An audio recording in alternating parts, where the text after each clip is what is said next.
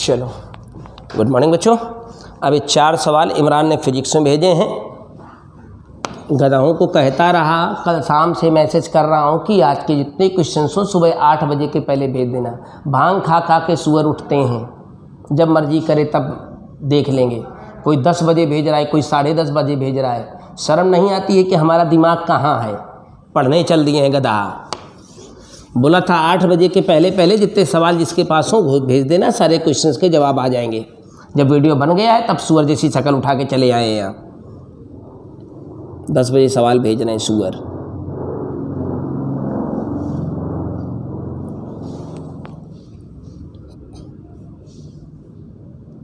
इमरान, बड़े सरल से सवाल हैं, 2 मिनट लगेगा, बहुत छोटा सा वीडियो बनेगा 20 मिनट का। बाला एक 92 यूरेनियम 238 था, उससे एक अल्फा कण निकल गया। तो आपको बताना चाहूँगा, थोड़ी सी केमिस्ट्री का मामला है या फिजिक्स में मैं ही पढ़ाऊँगा आज नहीं कल। 92 यूरेनियम 238 था, जब इससे एक अल्फा कण निकलेगा तो जो नया एलिमेंट बचेगा, आपको बताना चाहता हूँ, जो भी नया एलिमेंट बचेगा उसके नाभिक में 90 और ये 234 इन्फॉर्मेशन देता हूँ। जब किसी नाभिक से अल्फा कण निकलता है तो परमाणु क्रमांक में 2, परमाणु भार में 4 की कमी आ जाती है। ये आपको मॉडर्न फिजिक्स में पढ़ाऊँगा अभी बाद में। और दूसरा पार्टिकल खुद 2He4 है। तो आपको पता, जो इसका नाभिक बचा है, नए पार्टिकल का नाभिक, उसके नाभिक में 90 प्रोटॉन बैठे होंगे। 90 वाला बचा ना। और दूसरा पार्टिकल खुद एक अल्फा पार्टिकल हो गया। अल्फा पार्टिकल के नाभिक में 2 प्रोटॉन होंगे। बोला दोनों नाभिक आपस में 9 × 10 - 15 मीटर दूर हो जाते हैं। बताओ इनके बीच में कितना फोर्स ऑफ रिपल्सन लगेगा। इन्फॉर्मेशन है कि 92 यूरेनियम 238 से जब एक कोई अल्फा कण निकलेगा तो जो नया नाभिक बनेगा उसमें परमाणु क्रमांक 90, परमाणु भार 234, यानी इसमें 2 इसमें 4 कम हो जाता है। और दूसरा खुद ही वो अल्फा पार्टिकल बन के टूट के भाग गया ना। तो अल्फा पार्टिकल के नाभिक में 2 प्रोटॉन और जो दूसरा नाभिक बचा हुआ है उसके नाभिक में 90 प्रोटॉन। तो नाभिक में 90 प्रोटॉन के बराबर पॉजिटिव चार्ज, इसके नाभिक में 2 प्रोटॉन के बराबर पॉजिटिव चार्ज, और बीच की दूरी इतनी दे रखी। फोर्स पूछा है तो यह बराबर 1/4 पाई एप्सिलॉन 0। Q1 की जगह 90 प्रोटॉन के बराबर चार्ज,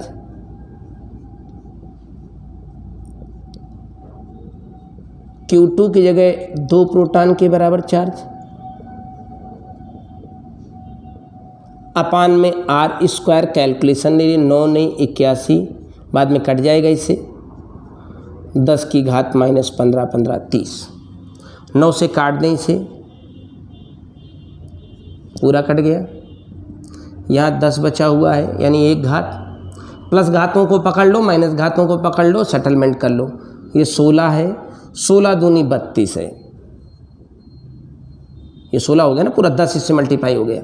16 दूनी 32 और फिर 1.6, 10 की घात 30, 9 39, प्लस की 19 दूना 38 माइनस की तो 1 घात। बस 32 × 16 गुणा करके रख दीजिए, आंसर आपके सामने। 16 दूनी 32, 16 × 48, 3 51, 512 न्यूटन। आपका एक सवाल ख़त्म हो गया। अगला क्वेश्चन हमारे पास है, फिजिक्स का बेहतरीन सा सवाल है। सवाल देखें, आपसे बिल्कुल सरल सा सवाल उठाया था, आपने समझा नहीं है उसे। बोला 2 अल्फा पार्टिकल के बीच लगने वाला, क्वेश्चन नंबर 11 था आपका, 2 अल्फा कणों के बीच लगने वाला वैद्युत आकर्षण बल गुरुत्वाकर्षण बल का कितने गुना है? तुमने सुना ही नहीं। अल्फा कण है तो इसके नाभिक में 2 प्रोटॉन के बराबर चार्ज होगा। दूसरा भी अल्फा कण है, उसके नाभिक में 2 प्रोटॉन के बराबर चार्ज होगा। कुछ दूरी पर रखे होंगे, वो दूरी हमको बताइए उसने 0.1 एंगस्ट्रॉम। तो इनके बीच में लगने वाला वैद्युत आकर्षण बल Fe 1/4 pi epsilon 0। Q1 Q2 दोनों नाभिक में 2 प्रोटॉन के बराबर आवेश होगा, यानी Q1 Q2 सेम होंगे। तो डायरेक्ट डबल कर दो, चाहे होल स्क्वायर कर दो, अपान में R²। 0.1 एंगस्ट्रॉम है, 10 की घात -10 कर दीजिए, इसका स्क्वायर। ये लगने वाला आकर्षण बल हो गया। अब लगने वाला गुरुत्वाकर्षण बल, ये वैद्युताकर्षण बल और गुरुत्वाकर्षण बल कक्षा 11 में पढ़ा हम लोगों ने। ये दो अल्फा पार्टिकल है, दोनों के बीच में लगने वाला गुरुत्वाकर्षण बल कैपिटल G 6.67 10 की पावर -11, m1 m2। आप अपने डेटा में खोल के देखिएगा, वहाँ अल्फा पार्टिकल का मास दिया होगा करीब 6.6 × 10 की पावर -27 m1 m2। दूसरा पार्टिकल भी अल्फा पार्टिकल ही है अपान r²। दूरी फिर से वही है, हम चाहे r ही लिख करके होल स्क्वायर करते, क्योंकि हमसे रेशियो पूछा गया है, कितने गुना पूछा गया है, तो भाग देना बनता है। आप इसे कैलकुलेशन कर लीजिएगा इमरान भाई, आप बिल्कुल सही आंसर और सटीक आंसर की ओर जाएंगे। That's you.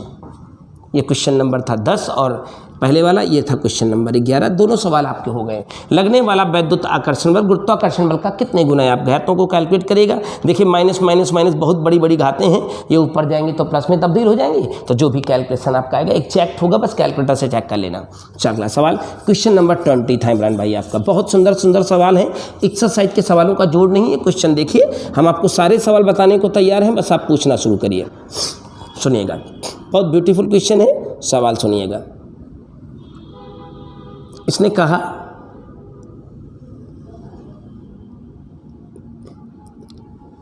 एक पिक्चर ऐसे बनी है, यहाँ पर एक आवेश Q रखा है, यहाँ पर भी एक आवेश Q रखा है और यहाँ पर भी एक आवेश Q रखा है, और ये दूरी 0.015 बताई गई है, ये दूरी 0.010 बताई गई है। इसका नाम A दिया गया है, इसका नाम B दिया गया है, इसका नाम C दिया गया है। प्रश्न में कहा है A की वजह से B पर लगने वाला बल 2 × 10⁻⁻6 न्यूटन है। शायद मुझे डाटा याद ना आए तो आप कैलकुलेशन चेक करवा लीजिएगा। 2 × 10⁻⁻6 न्यूटन है। तो बताइए C के कारण B पर लगने वाला बल कितना होगा? C के कारण B पर लगने वाला बल कितना होगा? तो चलिए चेक करते हैं। तो देखिए कितना सरल सा सवाल था। A के कारण B पर प्लस है और ये प्लस है तो रिपल्सन लगेगा उधर को, और C के कारण B पर जो बल लगेगा वो प्रतिकर्षण लगेगा इधर को। इसका नाम FAB है। हमसे प्रश्न में FBC के कारण B पर पूछा गया है, यानी FCB पूछा गया है। तो सुनो, A के कारण B पर लगने वाला बल अगर 2 × 10⁻⁻6 है, 1/4πε0 को K कह देता हूँ, Q1 Q2 यानी Q² अपान ये बीच की दूरी थी 0.015 इंटू 0.015 r²। अब C के कारण B पर जब बल पता करना था तो उस बल का नाम पता लगाना था, उसी बल की वैल्यू पता लगानी थी। तो C के कारण B पर FCB हुआ, प्लस प्लस में रिपल्सन होगा तो K रहेगा। Q1 Q2 यानी Q² हो, बस केवल और केवल दूरी बदली है। ये दूरी हो गई 0.010 इंटू 0.010। That's all. थोड़ी सी लाइट चली गई है लगता है, तो ये वाली मेन वाली लाइट बंद हो गई है। 1 मिनट में मैं इसको ठीक करता हूँ भी, तब तक ये क्वेश्चन पूरा करने दे। इसको इससे कैंसिल कर दीजिए, इसको इससे कैंसिल कर दीजिए। इन पॉइंट्स को आप खुद स्वयं खा जाइए। चलिए, ये बच्चा 2 × 10⁻⁻6 अपान FCB इज इक्वल टू, मेरे ख्याल से सारे 10 ऊपर चले जाएंगे, 15 नीचे रह जाएंगे। 5 से काटें, 5 दूनी 5 दूनी 5 तिहाई 5 तिहाई, 2 से 2 को काट डालें, 3 त्रिका 9/2 4.5। तो अगर आप अपना आंसर चेक करें तो पहला पार्ट बिल्कुल सफाई से आ गया है, 4.5 इंटू 10⁻⁻6। आप देख पा रहे होंगे इमरान, अगर A ने B के ऊपर इतना लगाया था तो C ने B के ऊपर कितना लगाया, ये आपके सामने आया। अब इसने एक प्रश्न और पूछा है, C पर परिणामी कितना होगा? तो सुनो, परिणामी तो हमें दिखने में लगा होगा B के ऊपर, बल FAB 2 × 10⁻⁻6 उधर था, C ने B के ऊपर जो लगाया वो 4.5 × 10⁻⁻6 आ गया है। तो अगर मैं B पर रिजल्टेंट FAB चाहता हूँ तो दो विपरीत बल है इसमें, FCB स्ट्रांग है, FAB कमज़ोर है, तो 4.5 में 2 घट जाएगा। तो आपका इस प्रश्न का आधा पार्ट हमने पूरा कर दिया। 2.5 × 10⁻⁻6। अरे मालिक, 4.5 में 2 घटाओगे तो 2.5 ना आएगा। इसके बाद इसी का सेकंड पार्ट हम लगा रहे हैं आपके लिए। 1 सेकंड बस मैं थोड़ी सी रोशनी कर दूं। चलिए, इसी का नेक्स्ट पार्ट क्वेश्चन में दिया गया था, शायद आप उसे समझ नहीं पाए लेकिन सवाल का प्रीमियमनेस बरकरार था। ये क्वेश्चन ऐसे फिर दोबारा दिया जाता है, इसी क्वेश्चन को ऐसे पिकअप किया है, यूँ, ये चार्ज Q था, ये चार्ज भी Q था और ये चार्ज भी Q था, बस इस C वाले को यहाँ ना रख के यहाँ रखवा दिया है। ये दूरी 0.015 थी, ये दूरी 0.010 थी। वही बात फिर से किया है कि A के कारण B पर लगने वाला प्रतिकर्षण बल FAB अभी भी वही 2 × 10⁻⁻6 है, तो C के कारण B पर लगने वाला बल रिपल्सन का होगा, वो नया बल नहीं आएगा क्योंकि दूरी वही है, केस वही है, सेम टर्म्स वही है, चार्ज वही है, तो बल तो अभी भी वही 4.5 × 10⁻⁻6 रहेगा। बस अब अंतर आएगा परिणामी निकालने में। अभी क्या था, थोड़ी देर पहले जब मैंने ये पिक्चर ऐसे रखी थी यूँ, तो एक इधर तो दोनों बल विपरीत हो गए थे, तो परिणामी निकालने के लिए घटा दिया था। आज क्या हुआ है, एक बल तो अभी भी ऐसे ही है, इसका वाला ऊपर को चला गया है, तो डिग्री कितनी बन गई है 90, और 2 बलों के बीच में एंगल 90 हो गया है। तो ध्यान रखिएगा, परिमाण दोनों का बराबर होते तब ना √2 टाइम करते, लेकिन परिणाम दोनों का बराबर नहीं है, तो F@B यानी रिजल्टेंट निकालने जाएंगे तो सीधा सूत्र लगाएंगे, अंडर रूट के अंदर इसका स्क्वायर प्लस इसका स्क्वायर। अब देखो, बकलुलाई नहीं करते हैं कैलकुलेशन करने में, जब आप इनके स्क्वायर करोगे, रूट से बाहर निकालोगे तो 10⁻⁻6 तो पहले ही बाहर आ गया। अब 2 का स्क्वायर 4 हो गया और 4.5 का स्क्वायर 20-25 होता है।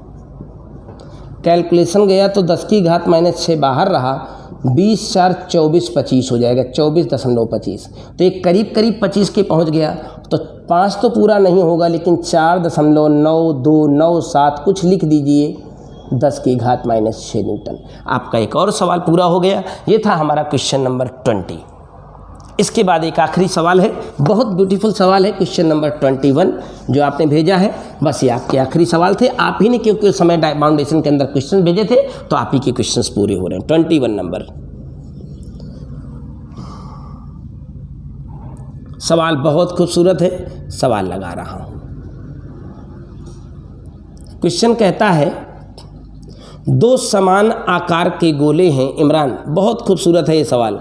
2 समान आकार के गोले हैं, एक का नाम A दूसरे का नाम B है। दोनों पर समान आवेश हैं Q, जिसके कारण दोनों के बीच में एक प्रतिकर्षण बल कार्य कर रहा है। वो प्रतिकर्षण बल 10⁻⁻5 न्यूटन का है। तो प्रतिकर्षण बल F = 1/4πε0 को K कह देता हूँ थोड़ी देर के लिए, Q1Q2/R², Q1Q2/R², यानी Q²/R²। अब सवाल की कहानी अब शुरू होती है। बोला एक तीसरा उसी आकार का सुचालक गोला, तीसरा उसी आकार का सुचालक गोला C पहले A को स्पर्श करता है, फिर B को स्पर्श करता है। तो इस कंसेप्ट को हमने शायद थोड़ी सी रोशनी कल डाली थी कि जब 2 गोले आपस में स्पर्श कराए जाएंगे तो उनके चार्ज बैलेंस हो जाते हैं, उनके चार्ज बैलेंस हो जाते हैं। तो ज़रा देखिए, अभी इसके पास कुछ नहीं है, नंगा नहाएगा क्या, निचोड़ेगा क्या, इसके पास कोई चार्ज नहीं है। 0 चार्ज ले जा करके इसको जब छुएगा तो आपको बता दूं, इसका आधा चार्ज वो ले जाएगा क्योंकि इसके पास कुछ नहीं था। तो 0 + Q/2 करोगे तो Q/2। अब इसके पास फिलहाल Q/2 आ चुका है। अब Q/2 लेकर के इसको छुएगा, तो इन दोनों को जोड़ करके आधा कर दें तो Q/2 + Q/2, तो what is the new charge 3Q/4। तो जो B वाला है उसके पास 3Q/4 आ चुका होगा, और जो C वाला है उसके पास भी 3Q/4 आ चुका होगा। इस कंसेप्ट को फिर से ध्यान से सुनो। इसके पास अभी कुछ नहीं था, 0 था, इसको छू लिया तो इसका आधा खा गया, आधा अपना ले लिया, आधा इसके पास छोड़ गया। आधा है, आधा लेकर के यानी Q/2 लेकर के इसको छुआ, तो देखो दोनों को जोड़ो और आधा करो, कितना 3Q/4। तो इसके पास 3Q/4 बचा और इसके पास 3Q/4 आ चुका है। अंतिम में आकर के बीचों बीच में बैठ गया है, तो बीचों बीच बैठा है तो ये दूरी R/2 और ये दूरी भी R/2। अब कह रहा है इसके ऊपर परिणामी बल बताइए। बहुत सुंदर सा सवाल बन गया, बस 2 लाइन में लगा के दिखाता हूँ।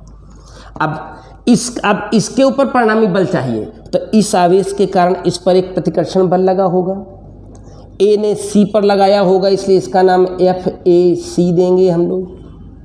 और अगर उसकी वैल्यू निकालनी पड़ी तो K Q1 Q2 यानी Q/2 3Q/4 अपान इस डिस्टेंस का स्क्वायर यानी R²/4। अब इस B वाले ने C वाले के ऊपर भी प्लस प्लस में रिपल्सन लगा होगा, तो FB ने C पर लगाया होगा, इसलिए इसका नाम BC देने वाला हूँ। तो वो K यानी 1/4πε0 Q2 और Q1 दोनों 3Q/4 अपान इस डिस्टेंस का स्क्वायर, बीचों बीच बैठा है तो R/2 होने के चलते R²/4। अब थोड़ा कैलकुलेशन का सिनेरियो देखते हैं। देखो ये 3/2 अर्थात 1.5 है। देखो 4 तो कट गए, तो 3/2 अर्थात 1.5 है, और ये 3 त्रिका 9/4 अर्थात 2.25 है। ये नहीं समझे क्या? ये 3 त्रिका 9/4 यानी 2.25, 2.25 बचेगा कैलकुलेशन, और 3/2 यानी 1.5 होगा। तो 2.25 ज़्यादा होता है कि 1.5 ज़्यादा होता है? 2.25 बड़ा है कि 1.5 बड़ा है? तो आप बताएंगे ये बड़ा, ये छोटा है। तो इसके कारण इस पर जो रिपल्सन लगा है वो स्ट्रांग है। तो F@C यानी रिजल्टेंट टोटल फोर्स निकालें तो 2.25 में 1.5 घटेगा, 0.75 बचेगा। K बचा रहेगा, Q का स्क्वायर बचा रहेगा, और अपान में R² बचा रहेगा। देखो K बचा रहेगा, Q स्क्वायर बचा रहेगा, अपान R², दोनों में ना इसमें से इसको घटा दिया, और इसकी वैल्यू क्वेश्चन में सबसे पहले ऊपर दे रखी है 10⁻⁵।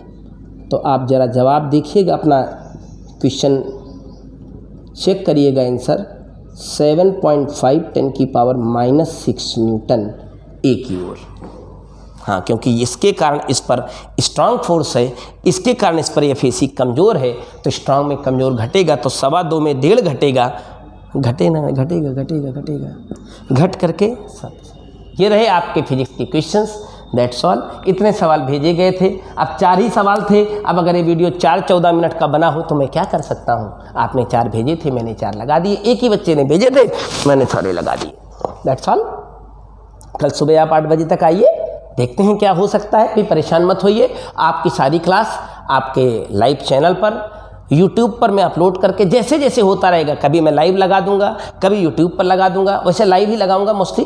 तो सब बच्चे अपना अपना ऐप इंस्टॉल कर लें। ऐप इंस्टॉल करके कंटिन्यूअस करें। 2-4-10 दिन में जब स्थितियाँ समान हो जाएंगी तो हम लोग वापस अपनी क्लास में आएंगे। तब तक परेशान ना हो, घर में रहें, सुरक्षित रहें, कोविड कहीं नहीं है।